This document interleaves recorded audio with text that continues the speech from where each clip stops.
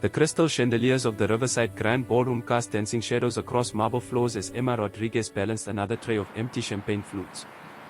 Her feet ached in the borrowed heels, and the black cocktail dress she wore felt too tight around her ribs. She had been working since 6 that morning at her regular design job, and now, at nearly midnight, she was on hour 5 of her second shift serving at this charity gala. Emma needed every dollar. Her freelance graphic design work barely covered rent in a tiny studio apartment in Brooklyn, and the catering gigs filled the gaps when clients delayed payments. Tonight's event paid double because of the high-profile guests, corporate executives, and socialites who moved through the ballroom like they owned the air itself. She wove between clusters of guests, collecting discarded glasses and avoiding eye contact. Years of service work had taught her the invisible art of being present but unnoticed. The wealthy preferred their servers like furniture, functional but forgettable. Near the champagne fountain, Emma spotted a tall man in a crisp black suit holding a silver tray. His dark hair was slightly tousled, and unlike the other guests, he stood alone, watching the crowd with an expression that seemed almost amused. Emma assumed he was another server, perhaps new to the venue. She approached quickly, her own tray heavy with glasses. "Excuse me," she said, keeping her voice low and professional. "Could you help me out? I need to get these to the kitchen before the next course, but I cannot leave this section unstaffed. Would you mind covering for just a minute?" The man turned to face her, and Emma noticed his eyes, a striking shade of blue-green that reminded her of ocean glass. He seemed surprised by her request, but after a brief pause, he smiled. "Sure," he said. His voice was warm, lacking the sharp edge she had come to expect from people at events like this. "Where do you need me?" "Just stand near the fountain," Emma explained, already transferring some glasses to his tray. "If anyone asks for champagne, hand them a glass and smile. That is the whole job, really. Smile and pretend you care about their stories." He raised an eyebrow, his smile widening. "You do not enjoy the work?" Emma realized she might have said too much. She usually kept her thoughts to herself during shifts. "Sorry," she said, shaking her head. "Long day. I should not complain. It is just that sometimes these events feel like theater. Everyone playing a role." "And what role are you playing?" he asked, genuine curiosity in his tone. "The invisible woman," Emma replied with a tired laugh. "The one who makes sure everything runs smoothly while nobody notices she exists." Something flickered in his expression, understanding perhaps, or sympathy. "I think people notice more than you realize," he said quietly. Before Emma could respond, her supervisor's sharp voice cut through the ambient music. "Rodriguez, we need more staff in the East Wing. Move." Emma nodded quickly, grabbing her tray. "Thank you for the help," she told the man. "I appreciate it." He gave a slight nod, still watching her with that thoughtful expression. "Anytime." As Emma hurried away, she felt an odd warmth from the brief exchange. Most people at these events treated her like a servant, which technically she was, but something about the way that man had spoken to her felt different. He had looked at her like she was a person, not just a uniform. The rest of the evening blurred into a haze of trays, fake smiles, and aching feet. By the time Emma finally left the venue at 2 in the morning, her entire body felt like stone. She rode the subway home in her catering blacks, too exhausted to change, and collapsed into bed still wearing her clothes. The next morning arrived too quickly. Emma's alarm shrieked at 7, dragging her from heavy sleep. She had exactly 40 minutes to shower, dress, and make it to her office in Midtown. Her regular job as a junior graphic designer at Mitchell & Associates paid her bills, barely, and she could not afford to be late. The office was a small converted loft with exposed brick walls and inadequate heating. Emma shared desk space with 3 other junior designers, all of them overworked and underpaid. Their boss, Gregory Mitchell, was a perpetually stressed man in his 50s who treated deadlines like natural disasters. "Emma," Gregory called from his office as soon as she set down her bag. "Conference room. Now. We have a new client presentation in 30 minutes." Emma grabbed her laptop and portfolio, her mind still foggy from lack of sleep. In the conference room, Gregory was pacing, his tie already loosened despite the early hour. "This is big," he said, not looking at her. "Hartford Enterprises. They want a complete rebrand for their corporate identity. If we lend this account, it could change everything for this firm." Emma felt a jolt of alertness. Hartford Enterprises was one of the largest tech companies in New York, worth billions. She had seen their name in the news countless times, usually attached to some innovative product launch or charitable initiative. I need you to present the design concepts, Gregory continued. You have the strongest portfolio right now, and they specifically requested a fresh perspective. Do not mess this up. Emma swallowed hard. She had worked on rebranding pitches before, but never for a client of this magnitude. She quickly reviewed her prepared designs, adjusting a few elements to better align with Hartford's corporate values. Her hands trembled slightly as she set up the presentation screen. At 9 sharp, the conference room door opened. Gregory stood to greet the clients, his professional smile fixed in place. Emma looked up from her laptop and froze. Walking into the room, dressed in an impeccably tailored charcoal suit, was the man from the gala. The one she had mistaken for a server. The one she had asked to cover her section while holding champagne glasses. Their eyes met across the room, and Emma felt her face flush hot with mortification. Recognition flickered in his expression, followed by something that looked almost like amusement. This is Julian Hartford, Gregory said, oblivious to Emma's internal panic. CEO of Hartford Enterprises. Mr. Hartford, this is Emma Rodriguez, our lead designer for your project. Julian extended his hand, and Emma forced herself to stand and shake it. His grip was firm, his palm warm. It is a pleasure to meet you officially, he said, and there was a hint of humor in his voice that only she seemed to catch. I have been looking forward to seeing your work. Emma managed a professional smile, though her mind was racing. Likewise, Mr. Hartford. As they took their seats, Emma tried to focus on her presentation. She walked through the design concepts, explaining her vision for Hartford Enterprises' new visual identity. She had incorporated sleek, modern elements with subtle nods to innovation and accessibility. Despite her nervousness, she found her rhythm, her passion for design overriding her embarrassment. Julian listened intently, asking thoughtful questions and offering feedback that showed he genuinely understood visual communication.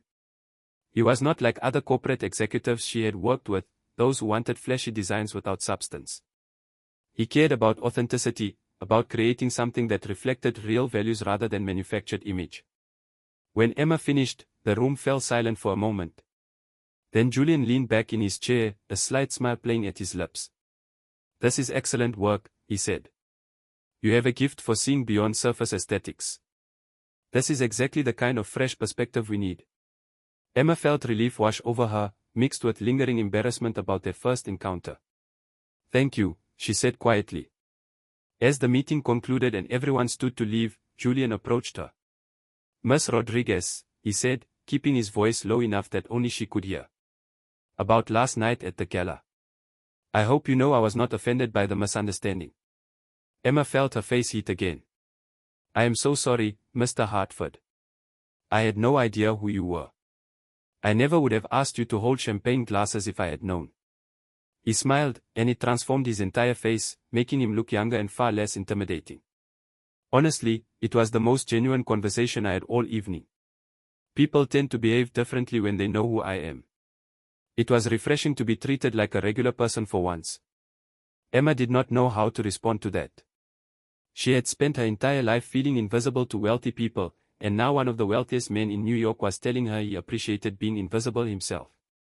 The irony was not lost on her. I would like to work directly with you on this rebrand, Julian continued.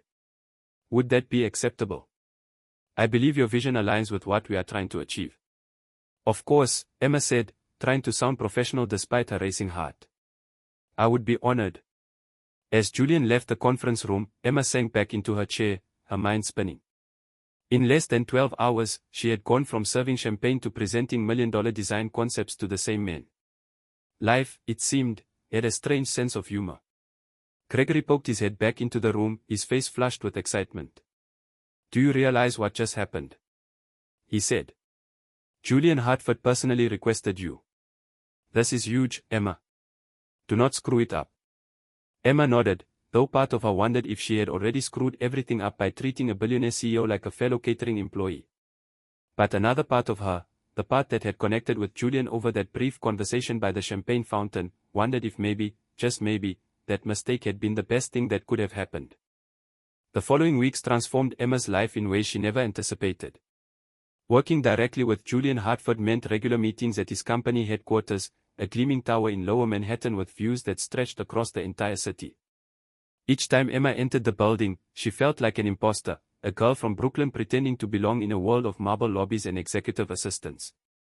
Julian, however, made every effort to put her at ease.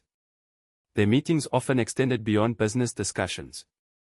He asked about her background, her inspirations, her dreams beyond corporate design work. Emma found herself opening up in ways she rarely did, talking about her childhood in a working-class neighborhood, her father who had worked construction until an injury forced early retirement, her mother who cleaned houses to keep the family afloat. One afternoon, as they reviewed color palettes in his office, Julian set down the samples and looked at her directly. "Why graphic design?" he asked. "What drew you to it?" Emma considered the question, tracing her finger along the edge of a blue swatch. "When I was 12, she said slowly, my school could not afford new textbooks. The ones we had were falling apart, outdated, depressing to look at. So I started drawing covers for them, these elaborate designs with colors and patterns. Other kids wanted me to do theirs too. It made learning feel less like a chore and more like something beautiful." Julian listened without interrupting, his expression thoughtful. "That is what design should do," he said finally. "Transform the ordinary into something that inspires. You understand that instinctively." The compliment warmed Emma more than it should have. She tried to maintain professional boundaries, reminding herself that Julian was a client, nothing more. But boundaries became harder to maintain as their working relationship evolved into something that felt dangerously close to friendship. Julian began inviting her to lunch meetings that had little to do with the rebrand. They talked about art, books, the strange isolation that came with their very different but equally demanding lives. Emma learned that Julian had inherited Hartford Enterprises after his father's sudden death 3 years earlier, thrust into leadership before he felt ready. He spoke about the weight of expectation, the constant scrutiny, the difficulty of knowing who valued him versus who valued his name and money. "You are one of the few people who treats me like a regular human being," he told her one day over coffee. "Do you know how rare that is?" Emma stirred her drink, uncomfortable with the intimacy of the statement. "Maybe that is because I did not know who you were when we met," she said. "I just saw someone who looked kind." "And now that you know who I am?" Julian asked. "Has that changed how you see me?" Emma met his gaze, those blue-green eyes that had become increasingly familiar. "Honestly," she said, "it makes me more nervous. But it does not change the fact that you are kind. Money does not erase character, it just reveals it more clearly." Something shifted in Julian's expression, a vulnerability she had not seen before. "Most people assume wealth makes life easier," he said quietly. "In some ways it does, obviously. But it also creates distance. You never know if people want you or what you represent." The conversation stayed with Emma long after she left his office. She found herself thinking about Julian at odd moments, wondering what he was doing, whether he was okay. The thoughts disturbed her because they felt too personal, too emotionally invested for a professional relationship. Her best friend, Rachel, noticed the change immediately. "You are falling for him," Rachel said one evening as they shared takeout in Emma's apartment. "You get this look when you talk about him." Emma shook her head firmly. "He is a client. A billionaire client. I am a designer who works 2 jobs to afford rent. We exist in completely different universes." "So?" Rachel said, spearing a piece of broccoli. "Different universes can collide. That is how stars are born. Or how everything explodes," Emma countered. "Besides, he probably sees me as a novelty. The girl who treated him like a regular person. Once that wears off, I will just be another employee." But Emma's certainty wavered the next day when Julian invited her to a small gallery opening in Chelsea. "It is not work-related," he said, almost shyly. "I just thought you might enjoy it. The artist does incredible things with geometric patterns and color theory." Emma knew she should decline, should maintain those professional boundaries. Instead, she heard herself say yes. The gallery was intimate, filled with abstract paintings that played with light and shadow.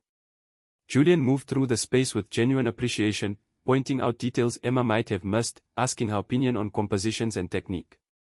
They stood in front of a massive canvas, swirls of deep blue and silver, and Julian said quietly, "This reminds me of your design for our new logo. The way you layered the gradients. You remember the specific gradients? Emma asked, surprised. I remember everything about your work, Julian said, still looking at the painting. It matters to you, so it matters to me. The words hung between them, heavy with unspoken meaning. Emma felt her heart rate accelerate, a warmth spreading through her chest that had nothing to do with the crowded gallery. This was dangerous territory, she knew. But standing there beside Julian, surrounded by art and possibility, danger felt less important than the undeniable connection growing between them. As they left the gallery, rain had begun to fall, soft and steady. Julian offered his umbrella, holding it over both of them as they walked toward the subway station. Emma was acutely aware of how close they stood, shoulders almost touching, the rain creating a private world beneath the umbrella's canopy. Thank you for coming tonight, Julian said as they reached the station entrance. I know this is probably crossing some professional line. Probably, Emma agreed, then added more softly, but I am glad I came. Their eyes met, and for a moment, Emma thought he might kiss her. Instead, he smiled, that genuine smile that transformed his face, and said, Get home safely, Emma. She rode the subway in a daze, rain droplets still clinging to her hair, her mind replaying every moment of the evening. She was falling for Julian Hartford, and no amount of logic or self-preservation could stop it. The next few weeks brought a delicate dance of advancing and retreating. Julian found excuses to see Emma beyond their scheduled meetings. Emma tried to maintain perspective but found herself dressing more carefully on days she knew she would see him, lingering over conversations, memorizing small details about his preferences and habits. Then the media discovered them. It started with a single photograph, taken by someone at the gallery opening. Emma and Julian standing close beneath the umbrella, their faces turned toward each other, expressions soft and unguarded. The caption read, Hartford Heir's new romance. Billionaire CEO spotted with mystery woman. Within hours, the story exploded across gossip websites and social media. Reporters dug into Emma's background, finding her catering work, her modest apartment, her student loan debt. The narrative wrote itself, poor girl catches rich man's eye. Cinderella story or gold digger. Emma's phone would not stop buzzing. Friends sent her links with concerned messages. Strangers left comments on her barely used social media accounts, some supportive, many cruel. She was called opportunistic, manipulative, a social climber using her looks to escape poverty. At the office, her co-workers treated her differently. Some were jealous, others pitying. Gregory called her into his office, his expression grim. The Hartford account is under review, he said. The board is concerned about the media attention. They think it reflects poorly on the firm's professionalism. Emma felt sick. I can remove myself from the project, she offered. Assign it to someone else. Gregory shook his head. Hartford specifically wants you. That is part of the problem. It looks like favoritism, like he is not making business decisions based on merit. But the designs are good, Emma protested. You said so yourself. I know, Gregory said, rubbing his forehead. But perception matters in this industry. Just keep your head down and finish the project. And for God's sake, be careful about being photographed with him. Emma left the office feeling hollow. That evening, she ignored 3 calls from Julian before finally answering the 4th. I am sorry, he said immediately. I should have been more careful. I did not think about photographers. It is not your fault, Emma said, though her voice lacked conviction. This is just reality. Your life comes with cameras and scrutiny. Mine does not. Emma, Julian said, his voice urgent. Do not let them make you feel small. You have done nothing wrong. But I have, Emma thought. I have fallen for someone I can never truly be with, not without sacrificing my career, my dignity, my sense of self. Over the next week, Emma withdrew. She kept meetings with Julian strictly professional, declining his invitations to lunch or coffee. She saw the hurt in his eyes but could not explain that she was protecting herself, protecting both of them from a situation that could only end badly. Rachel confronted her one night, frustrated by Emma's retreat. You are letting fear make your decisions, she said. So what if people talk? So what if it is complicated? When did you become someone who plays it safe? Since I realized that complicated means losing my job, Emma snapped back. Since I realized that being with Julian means always being seen as the poor girl who got lucky. I have worked too hard to be reduced to some charity case. Is that really what you think he sees you as? Rachel asked softly. Emma did not answer because she did not know. Julian had never treated her as less than, but the world did. And eventually, the world's perception would seep into their relationship, poisoning something that had felt pure and genuine. The breaking point came at the Hartford Enterprises corporate event. Emma attended as the designer presenting the new brand identity to the board and major shareholders. She had prepared meticulously, her presentation polished and professional. But when she stood in front of the room full of executives, she felt their judgment. They knew about the media coverage, the speculation about her relationship with Julian.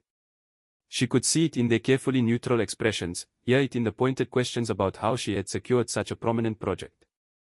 Julian defended her work passionately, pointing out the strategic thinking and artistic excellence of her designs. The board approved the rebrand, but Emma felt no triumph. She had succeeded, but at what cost? After the presentation, Julian found her in the hallway. "You were brilliant in there," he said. Emma forced a smile. "Thank you. I am glad they approved the designs." Julian stepped closer, lowering his voice. "Emma, we need to talk. About us."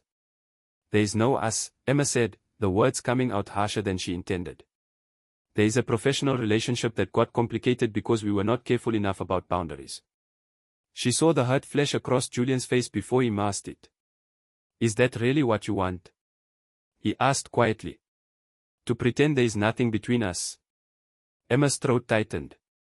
"What I want does not matter," she said. "What matters is reality. And the reality is that we come from different worlds. The media made sure everyone knows that. Your board knows it. My coworkers know it. Continuing to pretend otherwise is just hurting both of us. So you are ending this before it even begins," Julian said, his voice flat. "You are letting other people decide what we can be."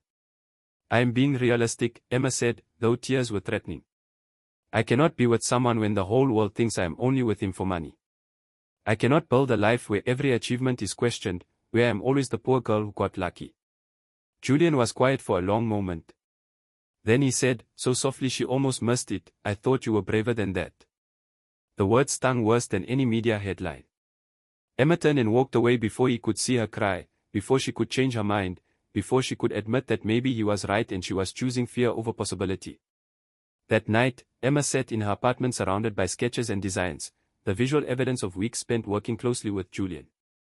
She had fallen in love with him, she finally admitted to herself. But love was not always enough, not when the world was determined to make you feel unworthy of it. 3 weeks passed in a grey fog.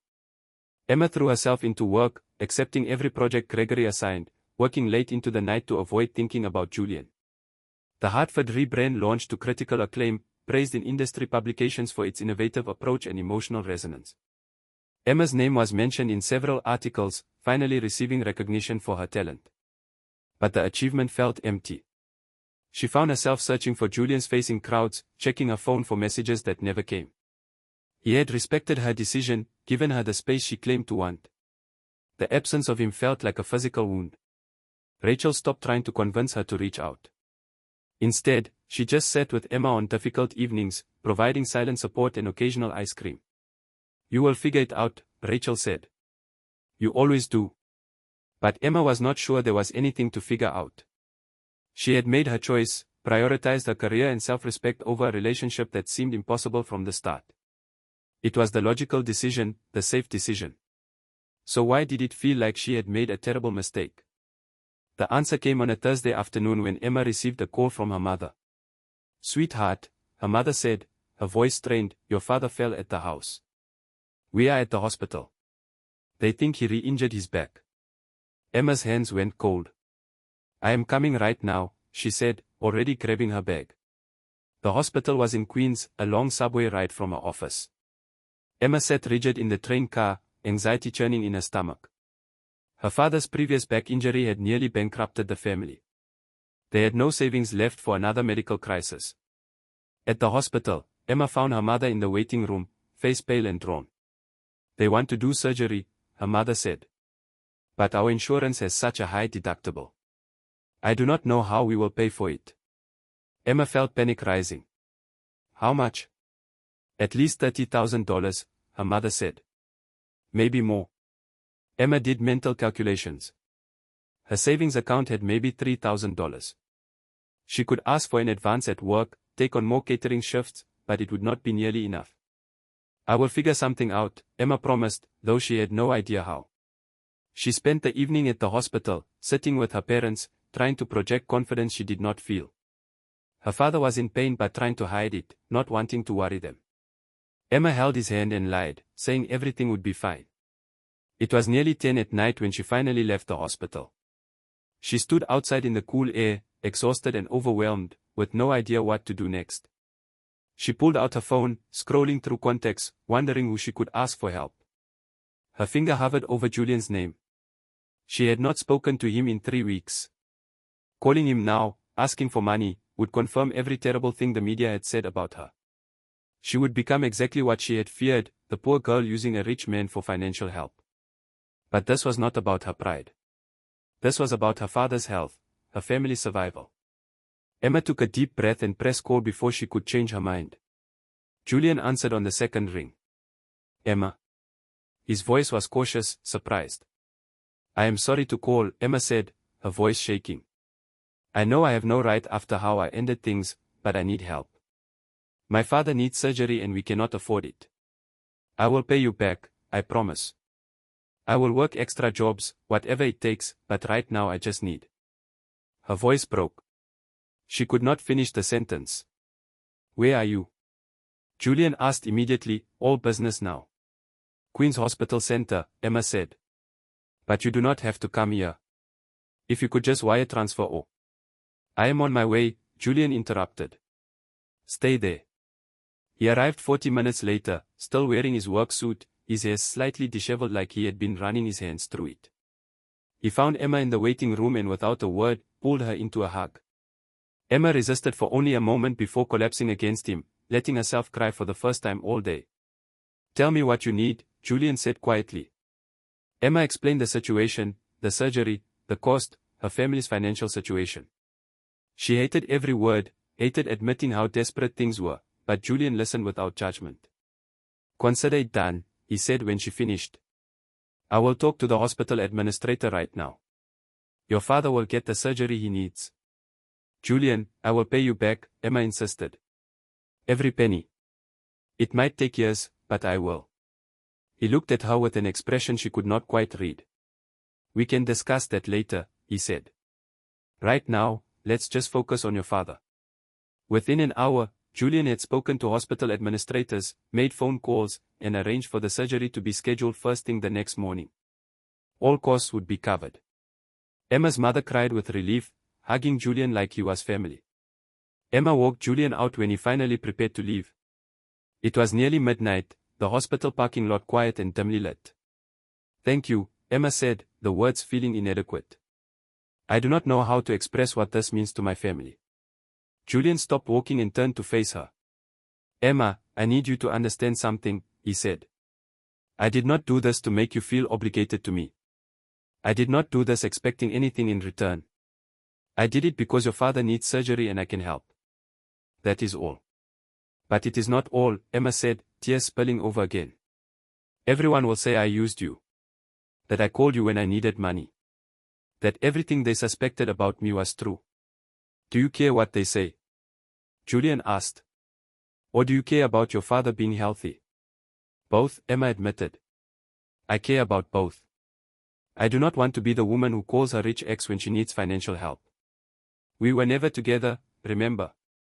Julian said, and there was an edge to his voice now. You made sure of that. You ended things before they could begin because you were too afraid of what people would think. So by your own logic, I am not your ex. I am just someone who cares about you helping in a crisis. The words stung because they were true. Emma had created the distance between them, built the walls that now made accepting his help feel like confirmation of her worst fears about herself. Why did you come? Emma asked. After how I treated you, after I pushed you away, why did you still come? Julian was quiet for a moment, his eyes searching her face in the dim light. Because when you called, he said finally, you sounded scared. And I could not stand the thought of you being scared and alone.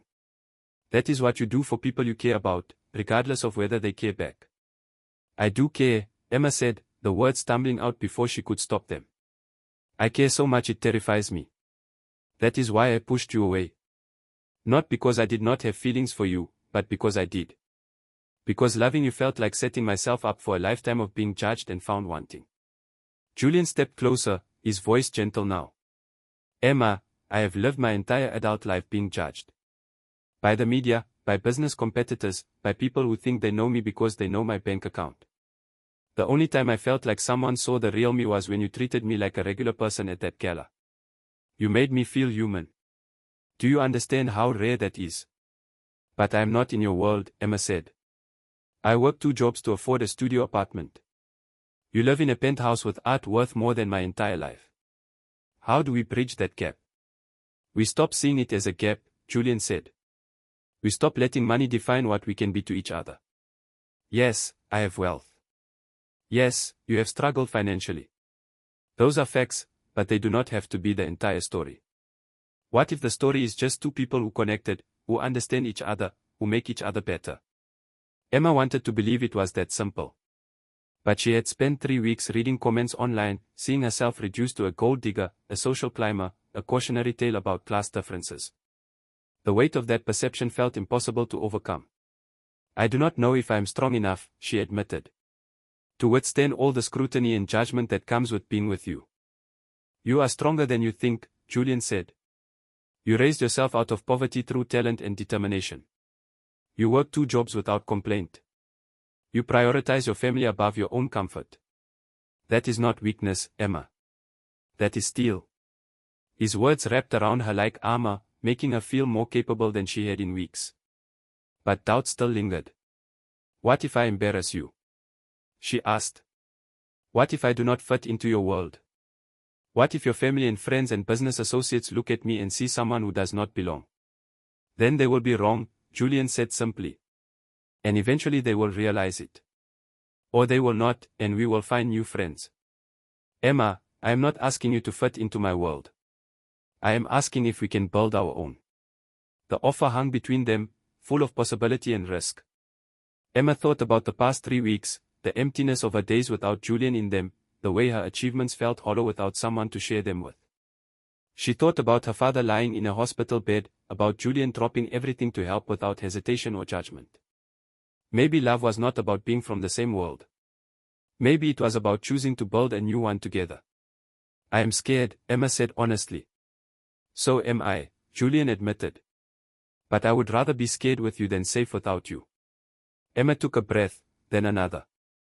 Then she stepped forward and kissed him, pouring 3 weeks of longing and fear and hope into the gesture. Julian kissed her back, his arms wrapping around her, and for the first time in weeks, Emma felt like she could breathe again. When they finally pulled apart, Emma rested her forehead against his. I am going to disappoint you, she warned. I am going to be difficult and stubborn and paranoid about money. I know, Julian said, smiling. And I am going to be overprotective and probably use my wealth in ways that make you uncomfortable. We will figure it out as we go. The next morning, Emma's father's surgery went smoothly. She sat in the waiting room with her mother and Julian, who had returned despite Emma insisting he did not need to. When the doctor emerged with good news, Emma's mother hugged them both, treating Julian like he was already part of the family. Over the following weeks, Emma and Julian navigated their relationship with careful honesty. They set boundaries, discussed expectations, argued about who would pay for dinners and movies. Julian learned to let Emma maintain her independence, to offer help without making her feel small.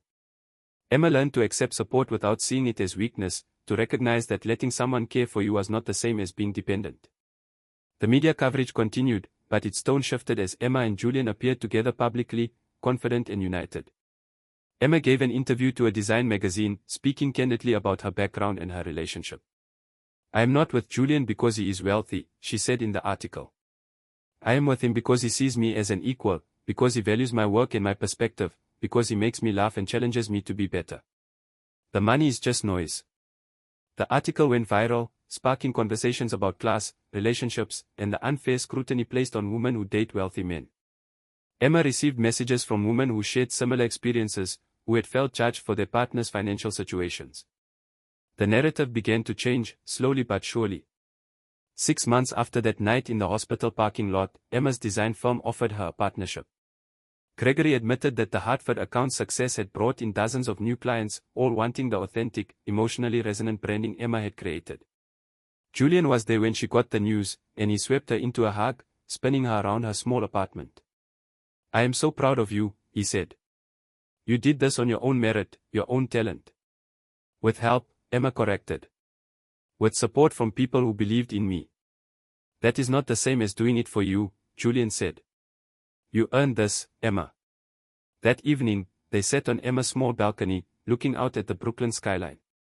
Julian had offered multiple times to help her move to a better apartment, but Emma had refused. This place was hers, earned through her own work, and she was not ready to leave it yet. "What are you thinking about?" Julian asked, holding her hand. "How strange life is," Emma said. 6 months ago, I mistook you for a server at a gala. I asked you to hold champagne glasses. And now here we are." "Here we are," Julian agreed, smiling.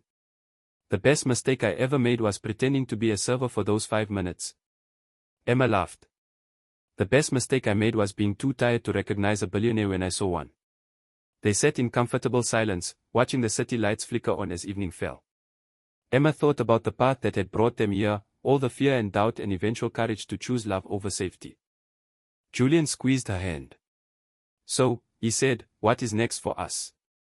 Emma looked at him, at the man who had seen her at her most vulnerable and her most proud, who had stood beside her through scrutiny and doubt, who had helped her family without making her feel less than. "Whatever comes next," she said, "we build it together." And they did. Emma's design firm flourished, her reputation growing on her own merit. Julian supported her career without overshadowing it, celebrating her victories and offering comfort during setbacks. They navigated his corporate obligations and her family commitments, learning to merge their different worlds into something that belonged to both of them. A year later, at another charity gala in the same ballroom where they had first met, Emma stood beside Julian in an evening gown she had designed herself. Someone approached with champagne glasses on a tray, and Emma caught Julian's eye. They both smiled, remembering. "Maybe we should help them carry those," Julian said with mock seriousness. Emma laughed, the sound full of joy and hard-won confidence. "I think they've got it covered," she said. "Besides, we have our own story to write now." And they did, one day at a time, building a life that honored both where they had come from and where they were going together. It was not always easy, and the world did not always understand, but they had learned that the only opinion that truly mattered was their own. As the evening ended and they walked out into the New York night, Emma realized that love was not about fitting into someone else's world. It was about having the courage to create something new, something that reflected both people equally, something built on respect and understanding and the willingness to be vulnerable. She had been scared of being seen as the poor girl who got lucky. But she had learned that luck had nothing to do with it. She had worked for everything she had, including the courage to love someone without letting fear or shame dictate her choices. And that, Emma thought as Julian hailed them a cab, was the real triumph. Not the money or the career success or the relationship with a billionaire. But the knowledge that she had stayed true to herself through it all, that she had refused to be diminished by judgment or doubt. As they drove through the glittering city, Emma leaned her head on Julian's shoulder and smiled. The champagne encounter had changed everything. But what came after, the choice to build something real despite every obstacle, that was the true story worth telling.